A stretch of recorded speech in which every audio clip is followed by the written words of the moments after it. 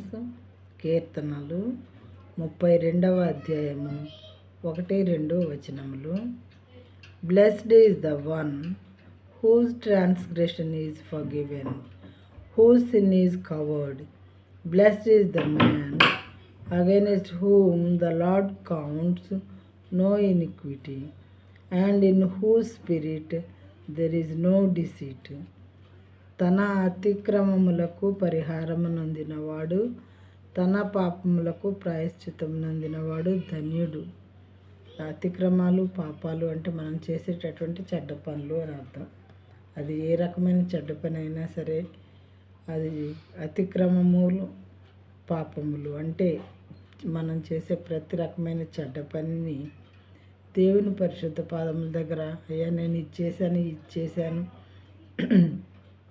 ఇది చెయ్యకూడదు కానీ నేను చేశాను, నన్ను క్షమించండి, నేను చేసినది తప్పు అని చెప్పి దేవుని పాదాల దగ్గరకు వచ్చి మరి మోకాళ్ళుని ఆయన్ని బ్రతిమలాడుకుని నన్ను క్షమించండి అని దేవుని పదే పదే అడుక్కున్నట్లయితే మన పాపాలకి, మన అతిక్రమాలకి ప్రాయశ్చిత్తం జరుగుతుంది. అప్పుడు అలాంటి వాళ్ళు ధన్యులు అని చెప్పి గ్రంథంలో రాయబడి ఉన్నది. మరి తప్పు చేయటం అనేది మానవ సహజం. ఏదో ఒక క్షణంలో తప్పులు పడిపోతూ ఉంటారు మానవులు. ఏదో ఒక రకమైన తప్పు చేస్తూనే ఉంటారు. అయితే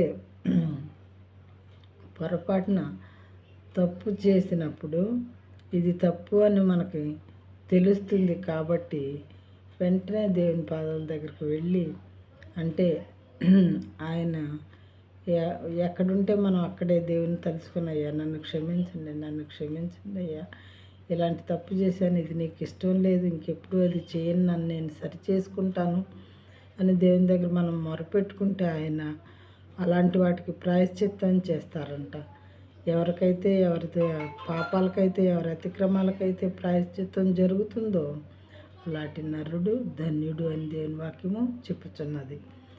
అంత మాత్రమే కాకుండా యెహోవా చేత నిర్దోషి అని ఎంచబడిన వాడు, ఆత్మలో కపటం లేనివాడు ధన్యుడు.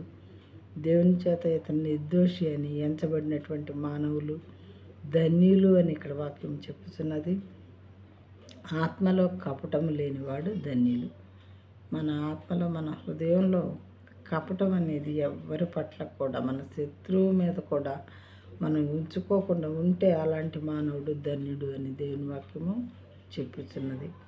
వాక్యం మించిన సహోదరి, సహోదరుడా, నీవు నేను ఎలాగున్నామా, మన హృదయ స్థితి ఎలా ఉంది, మనల్ని మనమే పరీక్షించుకొని దేవుని చేత ధన్యుడు, ధన్యురాలు అని పిలిపించుకునే స్థితిలో ఉంటే నిజంగానే మనం ధన్యులం అవుతాం.